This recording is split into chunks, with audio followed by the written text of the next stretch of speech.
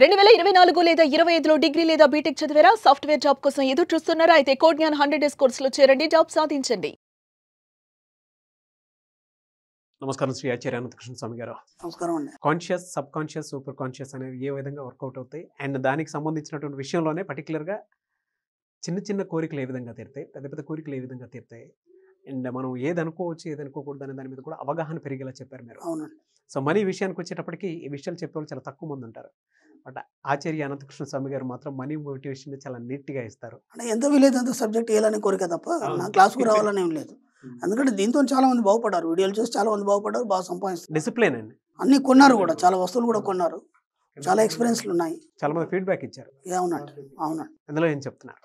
నా క్లాస్కి వచ్చిన వాళ్ళకి నేను ఒక మాట అడుగుతాను, ఏంటంటే మీకు ఎంత డబ్బు కావాలి అనగానే ఏమంటే ఒక 10 కోట్లు కానీ లేకపోతే 100 కోట్లు కానీ ఏదేదో రాసేస్తారు, ఏదేదో చెప్తారు. క్లాస్కి వచ్చేంత వరకు వాళ్ళకి ఒక బలమైన కోరిక ఉంటుంది. అంటే నాకు ఇంత డబ్బు అయితే నేను అన్ని సమస్యలు తీరిపోతాయి, ఓకే, ఇబ్బంది ఏం లేదు. వాళ్ళకి ఎంతో ఒక 5 లక్షలు 10 లక్షలు అప్పు ఉంటుంది, అది వాళ్ళకి ప్రాణం మీద పీకల మీద ఉంటుంది. ఇక అది తీర్చేస్తే మేము రిలాక్స్ అయిపోతామనే ఆలోచనలో ఉంటారు వాళ్ళు. ఆ క్లాస్కి వెళ్తే ఏమన్నా మార్గం దొరుకుతుందేమో, దానివల్ల మనం ఇది చేసేయచ్చు అనే ఊహతో కొందరు వస్తారు. ఇంకా కొందరు ఎలా వస్తారంటే ఇలాంటి క్లాసులు బోలెడినాంలే, దీన్ని ఈయనేం చెప్తాడు చూద్దాం కదా, పోతే 5,000 పోయింది, లేదంటే బెనిఫిట్ అవుతుందనే ఆలోచనతో కొందరు వస్తారు. ఇంకా కొందరు మేధావులు ఉంటారు, కేవలం అబ్జర్వ్ చేయడానికి వస్తారు. అసలు ఎంతవరకు వాస్తవాలు చెప్తున్నాడు, ఇది ఎంతవరకు కరెక్ట్ అనేది ఊహతో కొందరు వస్తారు. ఎక్స్పీరియన్స్డ్ పర్సన్స్ ఉంటారు, ఏజ్ ఎక్కువ ఉండి అన్ని చూసిన వాళ్ళు ఉంటారు. వాళ్ళు దాన్ని పట్టుకోవడానికి ప్రయత్నం చేస్తారు. అంటే 4-5 రకాల మనుషులు ఉంటారు, వాళ్ళందరూ కూడా ఒక్కొక్కళ్ళ ఊహ ఒక్కో రకంగా ఉంటుంది. కొందరు డబ్బు కోసం అనే కాదు, కేవలం అబ్జర్వ్ చేయడానికి వస్తారు. ఎక్కడ ఏ పాయింట్ని పట్టుకుంటే ఎలా సాధించవచ్చు అనే ఉద్దేశంతో కొందరు వస్తారు. దీంట్లో గమ్మత్ ఏంటంటే నేను అడగగానే ఇంత డబ్బు కావాలని అంటారు ఎవరైనా, ఇబ్బంది ఏం లేదు. ఇప్పుడు ఏమవుతుందంటే ఆ ప్యాషన్ అప్పుడు ఉంది మీకు, ఆ డబ్బు ఇంత కావాలని. ఆ తర్వాత కొన్ని రోజులు ప్రాక్టీస్ చేయగానే ఆ డబ్బు ఏదో సరిపోతుంది, అంటే వాళ్ళకు ఉన్న 5-10 లక్షలు తీరిపోతుంది. తీరిపోయిన తర్వాత ముందున్న ప్యాషన్ ఇప్పుడు ఉండదు మళ్ళీ వాళ్ళకి. అక్కడ ఏమైపోతుందంటే మీకు 5 లక్షలు అవసరం ఉంది, మీకు 10 లక్షలు వచ్చినాయి, ఇంకా వేరే ఆలోచన ఉండదు. అక్కడ ఏమైపోతుంది, మనిషి అక్కడ సైలెంట్ అయిపోతాడు. అది కావద్దు నేను చెప్పేది. ఆ ఫైర్ మీరు వచ్చినప్పుడు ఎలా ఉందో ఆ ఫైర్ అలాగే ఉండాలి. అలాగే ఉన్నప్పుడు మాత్రం మీరు ఇంకా ఎక్కువ సంపాదించగలుగుతారు. ఇక్కడ చాలామంది విషయంలో జరిగే విషయం అదే. అప్పుడు ఎంత కోరుకున్నారో ఒక 5 లక్షలు 10 లక్షలు వచ్చేసిన తర్వాత మళ్ళీ దాని మీద కాన్సన్ట్రేషన్ తీసేసి మళ్ళీ మామూలు వ్యాపకాల్లో పడిపోతారు వాళ్ళు. పడిపోయినప్పుడు ఏం జరుగుతుందంటే ఇది కాస్త అయిపోయిన తర్వాత మళ్ళీ మొదటికి వచ్చేస్తారు వాళ్ళు, మళ్ళీ ఎత్తుకునే పరిస్థితి వస్తుంది. అందుకని మనం ఏం చెప్తామంటే మనం ఒక టార్గెట్ ఇస్తాం, ఇప్పుడు ఈ సమయంలో ఇంత డబ్బు నాకు రావాలి, ఓకే, అది అయిపోయింది. అది అయిపోయే లోపు ఏం చేయాలంటే అంతకంటే రెట్టింపు మళ్ళీ రాసుకోవాలి, కరెక్ట్ అది ఎండింగ్ దగ్గరకు వస్తున్నారు కానీ మళ్ళీ అంతకంటే రెట్టింపు. అంటే ఎప్పుడు మనం విశ్వానికి పని చెప్తూ ఉండాలి, ఖాళీ ఉండడానికి లేదు. మనం ఖాళీ ఉన్నామంటే విశ్వం సైలెంట్ అయిపోతుంది. కాబట్టి దానికి పని చెప్తుండాలి ఎప్పుడు కూడా. ఇది బాగా ఆలోచించండి, మీరు బాగా గమనించండి, అబ్జర్వ్ చేయండి. అంటే మనం ఏదైతే కోరిక ఉందో తీరిపోయిన తర్వాత మళ్ళీ దాని మీద కోరిక పోదు, కొత్త కోరికలు వస్తాయి. అలాగే డబ్బు మీద కూడా మీరు కొత్తగా పెంచుకోండి ఇంకా కోరికలు. ఇప్పుడు సపోజ్ మీరు ఒక ఇల్లు అనుకున్నారు, ఇల్లు కంప్లీట్ అయిపోయింది, ఇక మీకు ఇల్లు మీద ఉండదు. కానీ నేను అనుకున్నాను సాధించాను ఇల్లు, ఏమి ఇల్లు కడతారండి మీరు? డబుల్ బెడ్రూమ్ కిచెన్ హాల్ లేదా ఒక అపార్ట్మెంట్లో, అదొక ఇల్లా? ఈ సబ్జెక్ట్ అయిన తర్వాత మీరు ఎక్కడ ఉండాలి? ఒక మ్యాన్షన్ కట్టాలి, అవునా కదా? కానీ మీకు ఎప్పటి నుంచో మైండ్లో ఏముందంటే నేను కనీసం ఒక సిటీలో కానీ లేకపోతే ఎక్కడైనా కానీ ఒక డబుల్ బెడ్రూమ్ ఫ్లాట్ తీసుకోవాలి అనే ఆలోచనే ఉన్నది మీకు. అంతకంటే మీరు ఊహించలేదు. కాబట్టి అది కంప్లీట్ కాగానే ఇప్పుడు భవంతి గురించి ఊహించడం మొదలు పెట్టాలి. అర్థమైందా?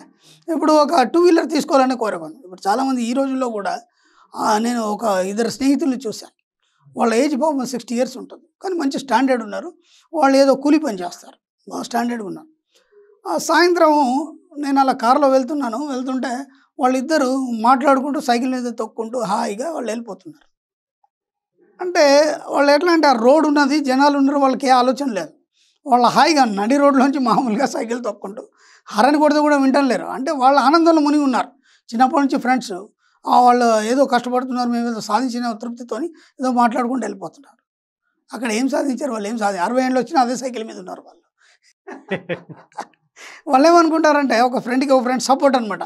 ఏదైనా గొడవ జరిగిన వీడొచ్చి వాడికి సపోర్ట్ చేయడం, వాడొచ్చి వీడి, వాళ్ళు చిన్నప్పటి చాలా క్లోజ్ రా, వాళ్ళు వదిలి ఉండరు రా, ఇవన్నీ దేనికి పనికిరావండి మనకి. వాళ్ళు అనుకుంటారు మేము ఎంతో సాధించేసాం, పిల్లలు పెళ్లి చేసాం, అన్నీ చేస్తాం. కానీ వాళ్ళు ఎక్కడున్నారు మళ్ళీ అదే సైకిల్, ఒక చిన్న ఇల్లు, అంతకంటే వాళ్ళు ఏం సాధించింది ఏం లేదు. నేను అనేది ఏంటంటే ఇప్పుడు మీరు ఒక 2 వీలర్ అనుకున్నారు సపోజ్, 2 వీలర్ రాగానే కారు గురించి అఫర్మేషన్ చేయండి అన్నమాట. ఓ కారు కొన్నారు, ఆ తర్వాత అంతకంటే పెద్ద కారు మీద మీరు అఫర్మేషన్ చేయాలి. ఎప్పుడు కూడా మీ కోరికల్ని మీరు స్టాప్ చేయొద్దు, అలాగే కోరికల్ని పెంచుకుంటూ పోండి. ఊహల్ని కోరికల్ని మీరు ఎంత పెంచితే అంత మీకు విశ్వం ఇవ్వడం అనేది జరుగుతుంది. మీరు ఒక మహోన్నతమైన వ్యక్తి, అది ముందు మీరు గుర్తించాలి. అంటే గొప్ప మహిమలు కూడా మీకు అన్ని కలిగి ఉన్నాయి. అది ఆ మహిమలని ఎప్పుడు బయటపడతాయంటే మీ సబ్కాన్షియస్ మైండ్కి మీరు పని చెప్పినప్పుడు మాత్రమే బయటపడతాయి. మీ కాన్షియస్ మైండ్లో బయటికి రావాలి. కాన్షియస్ మైండ్లో మనం మాట్లాడడం, చేయడం ఇవన్నీ చేస్తుంటాం. సబ్కాన్షియస్ మైండ్లో ఏం చేస్తుంటాం, మనకు తెలియకుండానే శ్వాస పీల్చుకోవడం కానీ, లేదంటే కనురెప్పలు కొట్టడం కానీ, ఇవన్నీ మనకు తెలియకుండా, అది సబ్కాన్షియస్ మైండ్. ఆ సబ్కాన్షియస్ మైండ్తో మీరు ఎప్పుడైతే కనెక్ట్ అవుతారో మీరు విశ్వంలో ఏది కోరుకుంటే సాధిస్తారు. కాబట్టి మీ కోరికలకి ఎప్పుడు కూడా పులి స్టాప్ చెప్పకండి. మీ కోరికలను ఇంకా పెంచుతూ పెంచుతూ పెంచుతూ పోండి. ఎప్పుడు కూడా ఏదైనా సరే, ఒక నగలు కావచ్చు, ఒక కారు కావచ్చు, ఒక బంగ్లా కావచ్చు, లేదా పొలాలు కావచ్చు, ఏదైనా సరే ఇది కొన్నామంటే దాంతో ఆగిపోవద్దు. మీకు అక్కడనే అయిపోతున్నారు మీరు. ఎందుకంటే మీరు మీ లక్ష్యం అనుకుంటున్నారు. దాన్ని లక్ష్యం ఎప్పుడు సాధింపబడదు, బాగా గుర్తుంచుకోండి.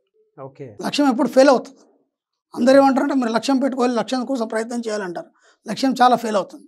మీ లక్ష్యం ఏంటంటే నేను బెస్ట్ ఎంప్లాయీ అవార్డు తీసుకోవాలి, రోజు 10 గంటల కంటే కరెక్ట్గా ఆఫీస్లో నేను అటెండెన్స్ చేయాలని మీ లక్ష్యం. అది ఇక్కడ ఏం జరుగుతుందంటే అనుకోకుండా మీరు 8 గంటలకు వెళ్తే మీరు 10 గంటలకు ఆఫీస్కి వెళ్తారు. అవును, ఏదో చుట్టం వచ్చాడు, లేకపోతే ఏదో అనీజీ ఉంది ఇంట్లో, వాళ్ళని హాస్పిటల్ తీసుకెళ్లారు, గంట లేట్ అయిపోయింది. అయినా సరే కొద్దిగా ఇంకా షార్ట్ రూట్లో వెళ్దామని వెళ్తున్నారు, అనుకోకుండా ట్రాఫిక్ జామ్ అయిపోయింది. అక్కడ ఏమైపోయింది, మీకు అరగంట లేట్ అయిపోయింది. మీ లక్ష్యం అక్కడ ఛేదించబడింది, పోయింది అది. కాబట్టి లక్ష్యం ఎప్పుడు పనిచేయదు, కోరికలు పనిచేస్తాయి. ఇది బాగా గుర్తుంది. కోరిక అనేది బలమైనప్పుడు ఏమవుతుందంటే ఆటోమేటిక్గా ట్రాఫిక్ క్లియర్ అయిపోతుంది. మీరు ఎప్పుడైతే దాన్ని రీచ్ కావాలనుకున్నారో అది మాత్రం మీకు కనిపిస్తుంది. మధ్యలో ఏ ఆటంకాలు కూడా మిమ్మల్ని డిస్టర్బ్ చేయవు. కాబట్టి ప్రతి దాని మీద మీరు కోరిక పెంచుకోండి, లక్ష్యాలు పెట్టుకోకండి. లక్ష్యాలు ఎప్పుడు ఫెయిల్ అవుతాయి. లక్ష్యం కోసం మీరు ఎప్పుడు పని చేయకండి. మీ కోరిక కోసం మీరు పనిచేసే అవసరం లేదు. కోరికని పదే పదే పదే చెప్పినప్పుడు ఏమవుతుందంటే ఆ విషయం తీసుకొని దాని వైపుగా మీ యొక్క జీవితాన్ని తీసుకెళ్తుంది. ఎక్కడ కూడా దేనితో కూడా మీరు సంతృప్తి పడకండి. మీరు చాలామంది ఇదే చేస్తున్నారు. పొరపాట్లు ఏంటంటే క్లాస్కి వస్తున్నారు, ఏదో వాళ్ళ పనులు అయిపోతున్నాయి, అక్కడికి మళ్ళీ సైలెంట్ అయిపోతున్నారు. తర్వాత కొన్ని రోజులు కాగానే మళ్ళీ కంప్లైంట్, గురువుగారు నేను ఇలా ఉన్నాను, మళ్ళీ ఇదంతా పోయింది, లేకపోతే ఇలా అయింది. అవన్నీ కంప్లైంట్స్ వద్దాం. ఎందుకంటే మీ యొక్క సబ్కాన్షియస్ మైండ్కి కోరికల లిస్టుని ఇవ్వలేదు. మీరు ఇవ్వలేదు కాబట్టి అది ఆగిపోతుంది అంతే. అది ఇవ్వదు, మీరు అడిగేంత వరకు విశ్వం ఇవ్వదు. జీసస్ క్రైస్ట్ అదే అన్నాడు, అడుగుడి ఇవ్వబడును. మీరు అడగండి ఇవ్వబడుతుంది. అందరూ ఈయనని అడుగుతున్నారు పాపం. ఆయన నన్ను అడుగు అని చెప్పలేదు, ఇలా వేలు చూపించాడు, అడుగుడి ఇవ్వబడును. విశ్వాన్ని అడగండి అది ఇస్తుందని చెప్పారు. గొప్ప గొప్ప మహానుభావులు అందరూ కూడా అదే చెప్పారు. కానీ మీకు అర్థం కావట్లేదు. అర్థం కాక ఏం చేస్తున్నారంటే వ్యక్తుల్ని నమ్ముతున్నారు. గురువులు అనుకోవాలి, లేకపోతే మహానుభావులను వాళ్ళని నమ్ముతున్నారు. మీరే ఒక మహోన్నతమైన వ్యక్తి అని ఎప్పుడైతే గుర్తించి మీ సబ్కాన్షియస్ మైండ్తో మీరు కనెక్ట్ అయి ఉంటారో అప్పుడు మీ విషయంలో ఏది కోరుకుంటే అది మీ దగ్గరికి వస్తుంది. మీరు ఎక్కడ కూడా మీ లక్ష్యాన్ని పెట్టుకోకండి. మీరు ఏదైనా సరే మీ కోరికల్ని రెగ్యులర్గా పెంచుతూ పోండి, ఒకదాని మించి ఒకటి అలా పెంచుతూ పోయినప్పుడు మాత్రమే దానికి ఎండ్ అనేది లేదండి. ఎందుకంటే నేను మరీ చెప్పాను, మీరు ఈ సంపాదించేదంతా ఈ యొక్క ఐశ్వర్యం, ధనం, సంపద ఏదైతుందో అది ఈ జన్మ కోసం కాదు. నేను ఆ మాట కూడా చెప్పాను. మనిషి ఎప్పుడు డబ్బు సంపద తెలుసుకోవడానికి నా దగ్గరకు వస్తాడు, నా దగ్గరికి కాదు ఎక్కడైనా సరే డబ్బు సంపద గురించి ఎప్పుడు తెలుసుకోవడానికి వస్తాడు అంటే తను 6వ జన్మలో వస్తాడు. ఇది మేము క్లాస్లో చెప్తాం ఎలా జరుగుతుందని. 6వ జన్మలో డబ్బు సంపద కోసం తెలుసుకోవడానికి వస్తాడు. తెలుసుకొని ఏం చేస్తుంటే విపరీతంగా సంపాదించడం మొదలవుతుంది అక్కడి నుంచి. అప్పుడు ఏమవుతుందంటే ఈ దాన్ని మనం వచ్చే జన్మకు కూడా మనం కంటిన్యూ చేయాలి. అంటే వచ్చే జన్మ మనం ఎక్కడ పుట్టాలి, ఏ కోటీశ్వరుడింట్లో పుట్టాలి, మీ హోదా ఏం కలిగి ఉండాలి, ఇప్పటి నుంచే మనం అఫర్మేషన్ చేయాలి. అద్భావం తద్భావం, మీరు ఏదైతే ఊహిస్తారో అదే జరుగుతుంది. అప్పుడు ఏమవుతుందో వచ్చే జన్మలో ఒక పెద్ద కోటీశ్వరుడింట్లో మీరు జన్మ తీసుకుంటారు. అది 7th బర్త్ అంటే. 7th బర్త్లో మీరు ఎలాంటి లోటు లేకుండా సంపూర్ణమైన జీవితాన్ని అనుభవిస్తారు. ఇంకా ఎలాంటి కోరికలు ఉండవు. కాబట్టి కోరికలు లేని మనస్తత్వం కానీ కోరికలు లేని మనసు ఏదైతుందో అది మోక్షాన్ని పొందుతుంది. Last birth 7th birth. కాబట్టి మీరు ఎవరైనా సరే నా క్లాస్కి వచ్చినా సరే డబ్బు సంపద ఐశ్వర్యం గురించి తెలుసుకోవడానికి వస్తున్నారంటే మీది 6వ జన్మ అనేది మర్చిపోవద్దు. 6వ జన్మ, ఎస్, 6వ జన్మలో డబ్బు సంపద ఐశ్వర్యం గురించి మనిషి తెలుసుకోవడానికి ఆ వైపు ప్రయాణం జరుగుతుంది. ఇప్పటివరకు అవన్నీ అవసరం లేదు ఆయనకి. ఎందుకంటే 7వ జన్మ అనేది పరిపూర్ణం కావాలి. పరిపూర్ణం కావాలంటే ఇక్కడ నుంచే మనం మొదలెయ్యాలి, అడుగు మొదలెయ్యాలి. కాబట్టి ఎప్పుడు కూడా కోరికల్ని చంపకండి. కోరికల్ని ఇంకా కంటిన్యూగా ఇంకా పెంచుకోండి. మీదేం పోయింది, మీరు ఎంత ఆలోచిస్తే అంత వస్తుంటే మీరు ఎందుకు ఆపుతారు? నిజం సార్, అది కోరికలు పెంచాలి. 5-10 లక్షల దగ్గర మీరు అయిపోవద్దు. ఎన్ని కోట్లైనా తక్కువనే అది. ఇప్పుడు ఏమవుతుందో మీరు ఎంత అఫర్మేషన్ చేస్తారో అది వచ్చే జన్మకు జమ అవుతుంది. అది ఇది సూక్ష్మం అన్నమాట. కాబట్టి వచ్చే జన్మలో పరిపూర్ణత్వాన్ని సాధించేసి మీరు మోక్షానికి వెళ్ళిపోతారు. ఇది subject. Very good sir, great words. Thank you so much Shri Acharya Anantakrishna Swami garu. Thank you అండి. సుమన్ టీవీలో మీ పర్సనల్ అండ్ బిజినెస్ ప్రమోషన్స్ కోసం కింది నెంబర్కి కాంటాక్ట్ చేయండి.